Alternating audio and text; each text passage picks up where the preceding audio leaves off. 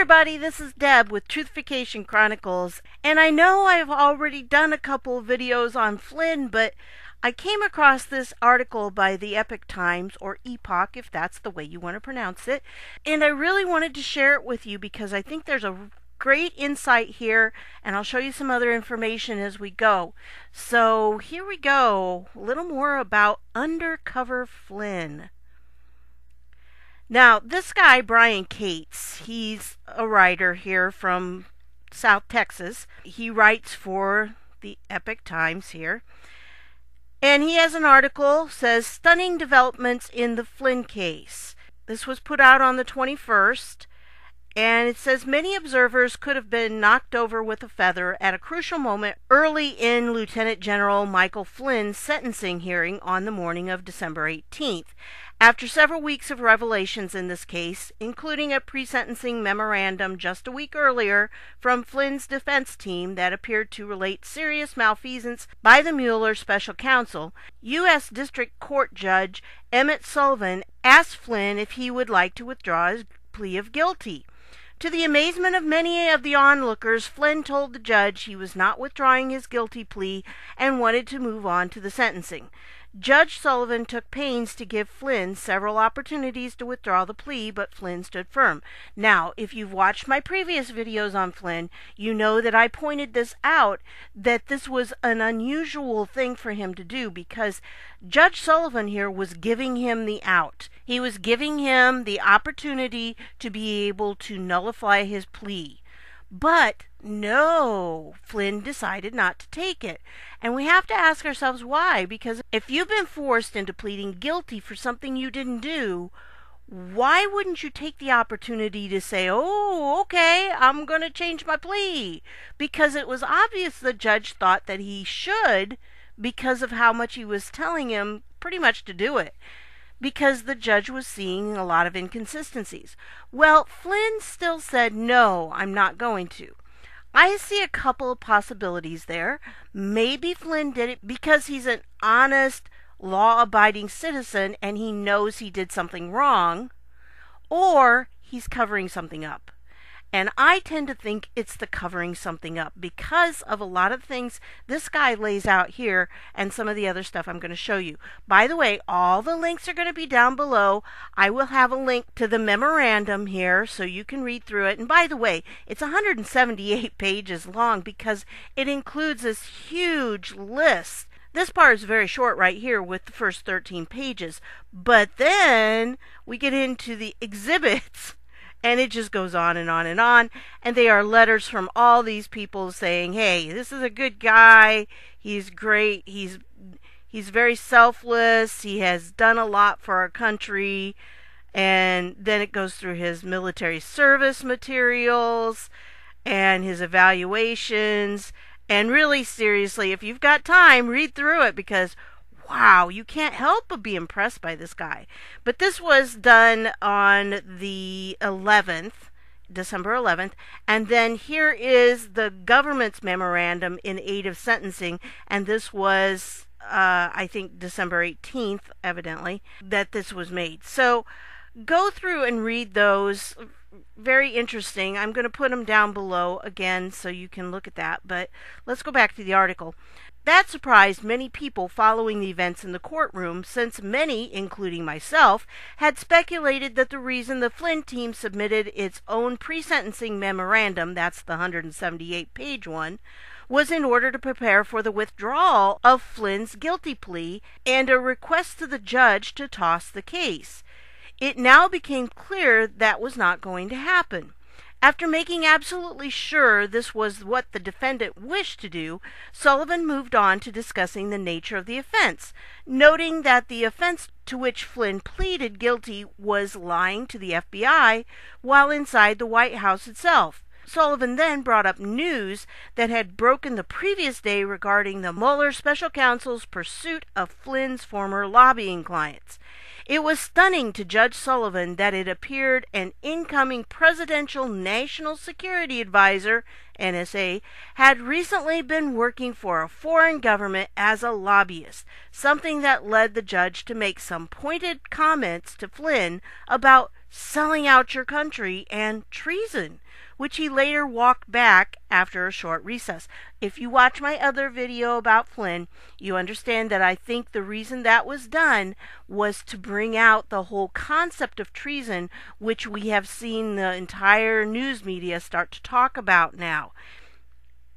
And that's getting us prepared for what's coming up. As The Hill noted in its report, Judge Flynn, arguably you sold your country out.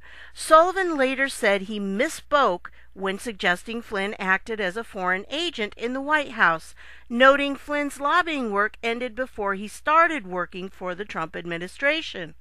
I felt terrible about that, Sullivan said after a brief recess. But of course, you know the mainstream media only took the first part and ran with that, and they didn't do anything about him saying, oh no, I was wrong about it.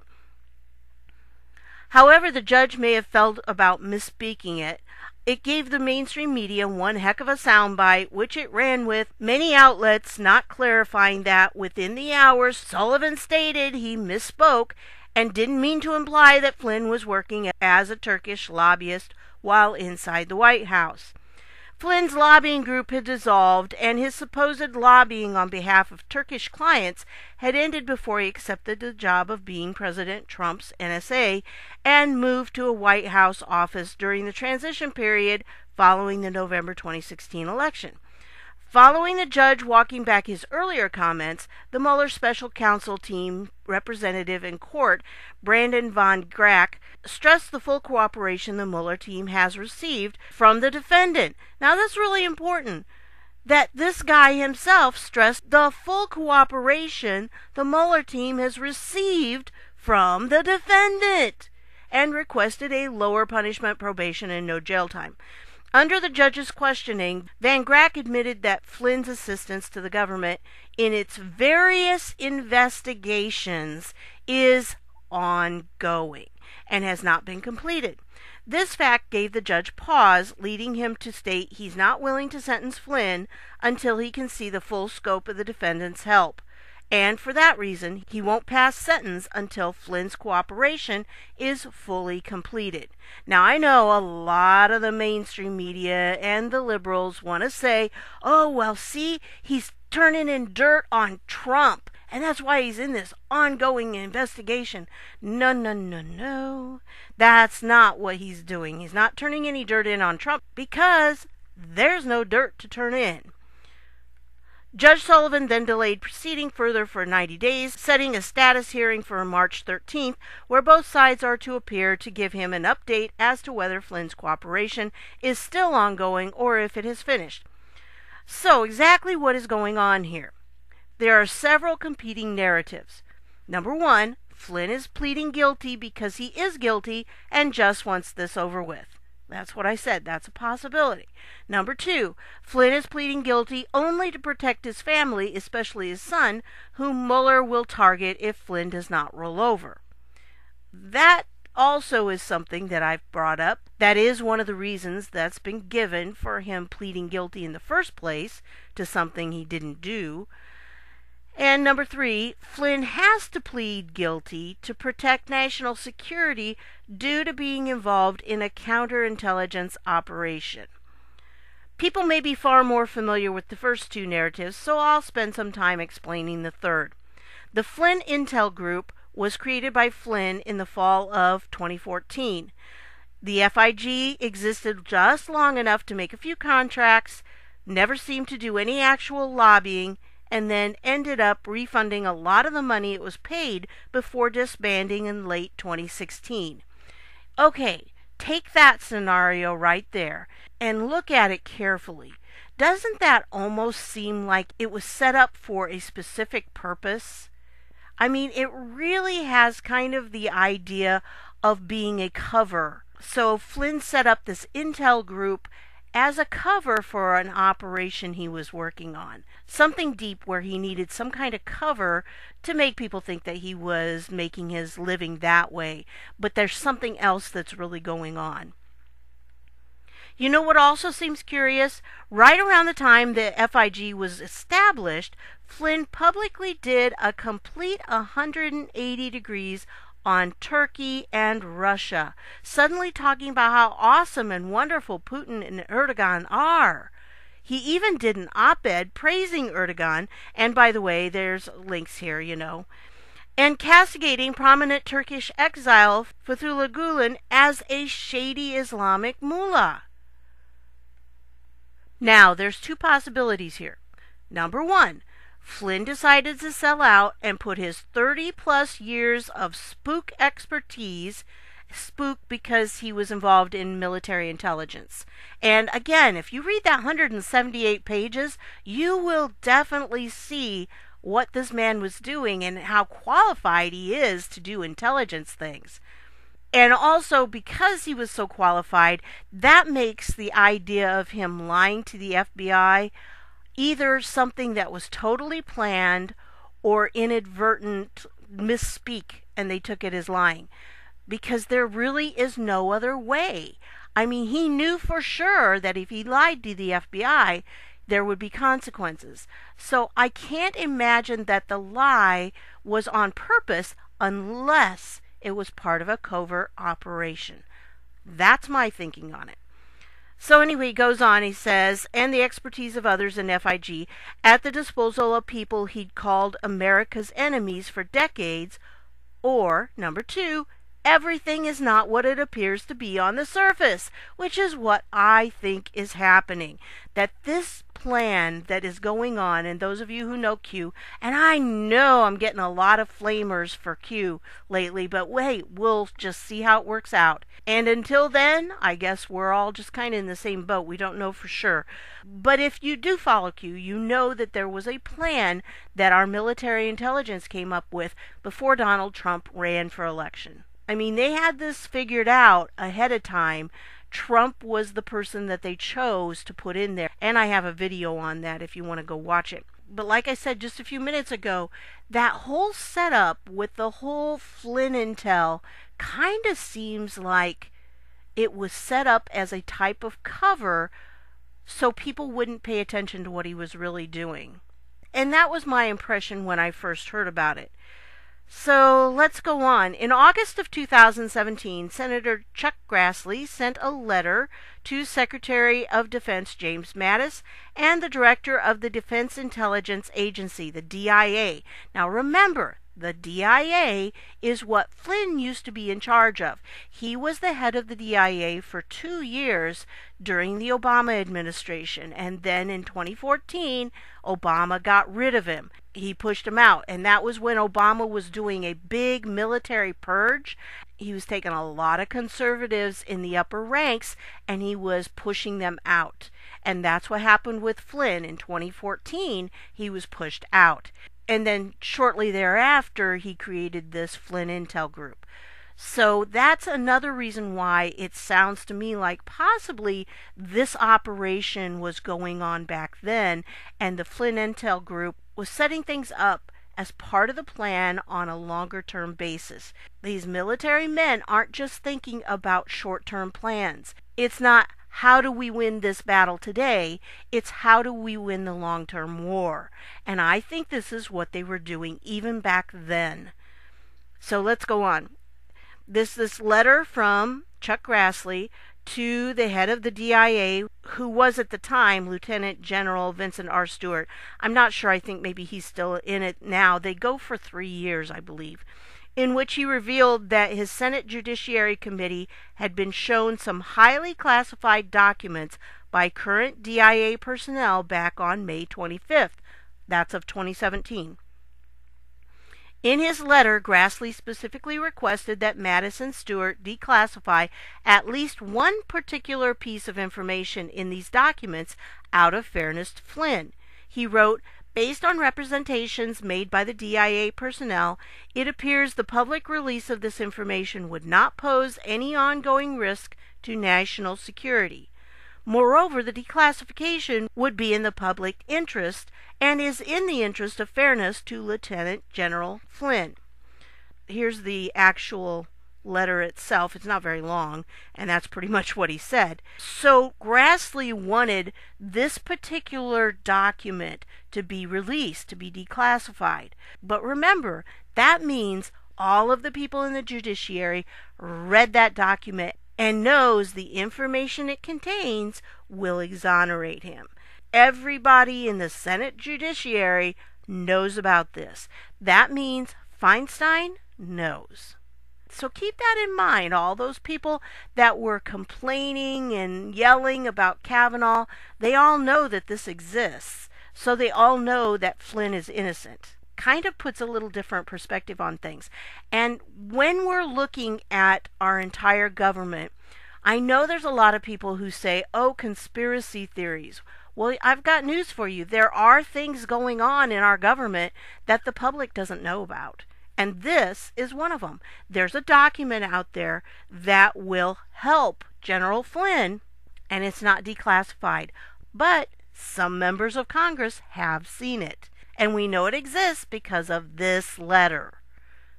So, yes, there is a conspiracy going on. Why isn't that being released then? Why wouldn't the DIA release this document if it's going to get Flynn off? It makes no sense. Unless Flynn is doing something undercover. And this document will prove that he is doing it. However, he's not done yet, so it can't come out yet. It's still being held. So let's go back. From what is currently known, it appears Grassley's request was refused, likely because divulging it would compromise ongoing investigations. Whatever the reason, it appears that at least key members of Congress are aware that there are things going on beneath the surface in the Flynn case, and the most popular and prevalent narratives could be wrong. Haha. So I'm going to put the link to this article down below because you need to go to this, and you also need to see some of the things down here. These articles too will help you put some things together. He's done a big job on Flynn and keeping track of it. So I would recommend that you go through and you look at this because there's more to the Flynn case than we're seeing. I mean, look at this. This is when he came out from one of the sentencing things. Look at that face. He's smiling. Things are going like he needs it to. He's smiling. So again, I'll leave this down below. You can look through it at your leisure, read it, and check out the links that are there. Then I wanted to point out this, but I wanted to read the other first because this is the same author, and he wrote this Twitter thread after he wrote that article. So he refers to it. I wanted to show that to you first, and then you'll understand more of what he's saying here. And he starts out and says, every darn time. Right after huge movement in Spygate, such as, let's say, John Solomon at the Hill dropping the bombshell about Flynn and the DIA, foreshadowed by my column this week. That was what we just read, his column this week. The fear porn starts right up again. You just found out this week a real reporter, meaning John Solomon, who keeps breaking real news based on real sources, has new evidence that Flynn was working with, briefing the DIA, and here comes the usual suspects dropping a ton of Huber Horowitz or deep state fear porn on you. I've seen several people posting articles and posting videos saying, look, Huber's just a big joke, he's deep state, it's not happening. Yes, it is happening. Huber is real, and he is really working for the good guys. So I agree with what this guy calls it, fear porn. Okay? Don't get caught up in the fear porn. Huber really is doing his work. I know he didn't show up for that hearing, but that's because it's an ongoing investigation, and he can't talk about it. By the way, it was not his decision. It was the DOJ's decision that he couldn't be there. Remember that. It was not his. Huber is legitimately doing what he's supposed to be doing. He is investigating this all. He's been investigating it. And I know you've heard he hasn't interviewed this witness and he hasn't interviewed these whistleblowers. And yes, that's true. But I'll tell you what, a grand jury does not have to have total proof that a person did something. All they have to prove is probable cause. And if they can prove probable cause without interviewing any witnesses, that's fine. They don't have to interview witnesses. They just have to prove probable cause. And the grand jury votes on it, and it's a majority rules. So it is a lot less than taking something to court. You don't have to have all your witnesses and everything. You just have to have enough to show probable cause that that person probably did that crime. That's what you have to show. It's not beyond a reasonable doubt like in court. It's probable cause.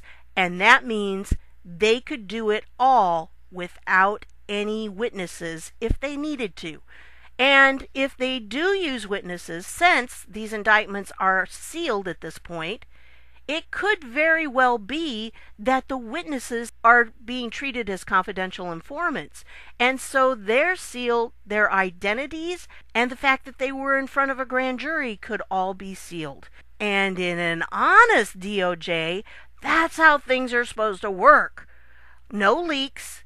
Things do not come out. You don't find out about witnesses. You don't find out what's in sealed documents and sealed warrants. You don't find that information out in an honest DOJ. And that's what's happening. So when people are saying Huber is deep state, he's SES, it's not going to happen. He is SES, but SES is not necessarily bad. Of course, many in there are deep state, but not all. And this guy was chosen for this specific task. So please don't jump on the fear porn train, okay? Huber's doing what he's supposed to be doing. Brian Cates goes on, I'm not the only one who's noticed this pattern. Number one, revelation is made, McCabe grand jury, because we know for sure McCabe evidence has been presented to a grand jury. We know that. Clinton email reopened, Flynn DIA info, etc. 2, immediate pushback from those who push the narrative. Nothing's really happening. Nothing's going to happen. Several other researchers see it. This is the pattern. Tensing and Fitton and Bradman and none of these people who claim to have these awesome sources ever see this stuff coming. Solomon drops it like a bomb, going all the way back to when he got a good look at Bruce Orr's notes of his meetings with Glenn Simpson. And John Solomon has been doing a great job. Keep track of him, because when he comes out with something, he's got some awesome sources because he's right on the mark. We've seen it over and over. I had already figured out a very likely reason Flynn was determined to plead guilty, though innocent, when I wrote that column this Wednesday, 2 days before Solomon dropped the news on the Hannity radio show that Flynn had been running a clandestine mission, briefed the DIA. And what happened?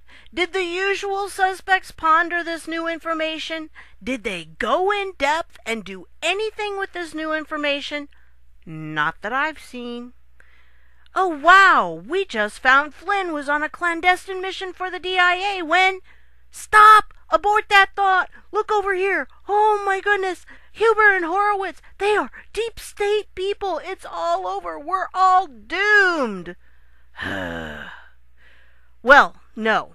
No, I'm not going to look over there. I'm going to stay right here and focus on the fact a real reporter who keeps real news and just broke more news that puts the entire Michael Flynn case in a new light.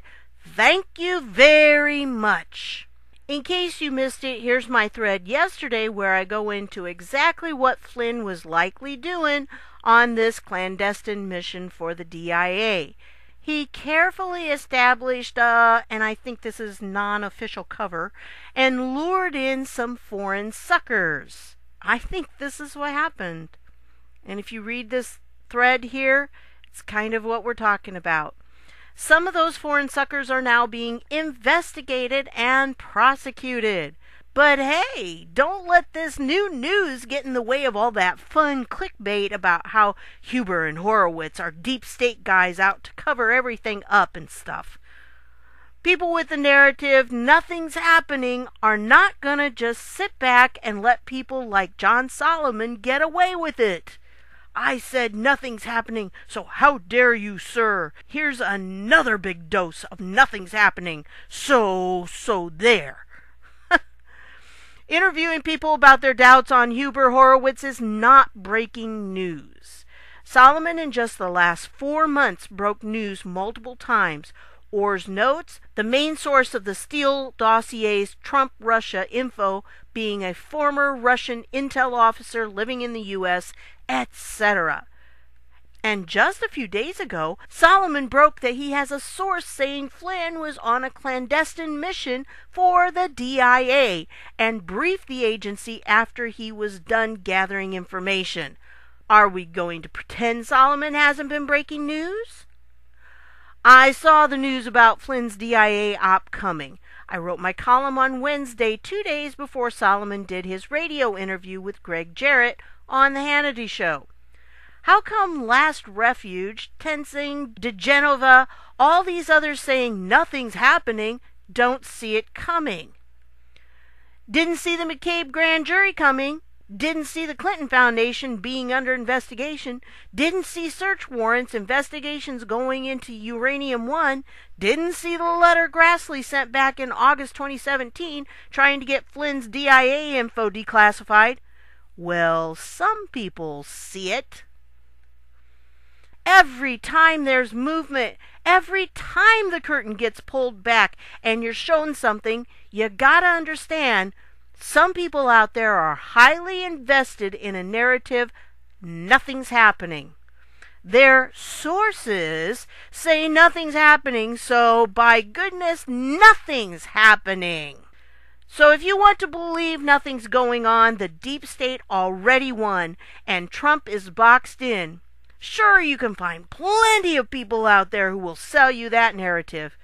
I'm a researcher. I'm digging. I'm looking along with others, and we're finding real scoops.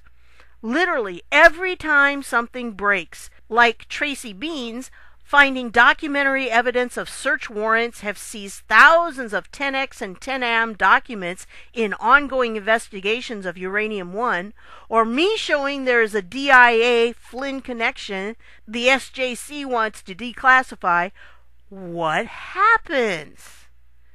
It's spun with an instant response of, here's why this news doesn't really mean anything because nothing's still happening. A lot of these people are invested in the idea, since Congress are the only ones doing any real investigating, nothing much is happening. I wish I could take that particular false narrative and set it on fire. How many times do I have to prove this? Congress is not a law enforcement body and cannot do any real criminal investigations. It can, however, destroy and compromise ongoing investigations. You cannot, and I want you to pay attention here, okay? Focus on this. You cannot separate the politics from evidence handed over to Congress. It's impossible. Once you hand over anything to Congress, it's politicized. Democrats get the evidence at the same time Republicans do. We actually have had, since Sessions took it over, a DOJ that refuses to let the grandstanding, butt-grabbing, leaking drunks of Congress politicize their key criminal investigations by handing over key evidence to it. You don't like that? I don't care. Congress is not doing the real criminal investigations. You forget this at your peril. Congress is not a law enforcement body. They can't prosecute and aren't equipped for criminal investigations. That's a point I stress in my latest column, and here's the one about that. The next step, President Trump's declassifying it all, which is going to come soon. Just when Representative Mark Meadows began browbeating his own 2 witnesses about how they weren't willing to hand over their 6,000 pages of evidence against the Clinton Foundation to Congress, he was absolutely stunned when one of them threw this in his face. And you've shared all of those documents with those entities, and yet you somehow do not believe that you should share it with Congress and the American people? Well, Answer that one for me, Mr. Monahan. I'll answer it I want to hear this because, quite frankly, are you going to prosecute the Clintons? Are you going to bring an action against the Clintons that would yield us economic consortium? I don't think you are. Those entities. But I thought, hold on to your testimony. Don't get cute with me, because I promise you. I'm telling you the truth. I promise you. I thought you said you were all about the rule of law. That was in your opening statement. All about justice and truth. And that's why we've presented to the law enforcement agencies, which you're not. The look on Meadows' face when Moynihan tells him they gave their evidence to law enforcement, which you are not, is priceless. Meadows, of course, did not like being told this, but it's true.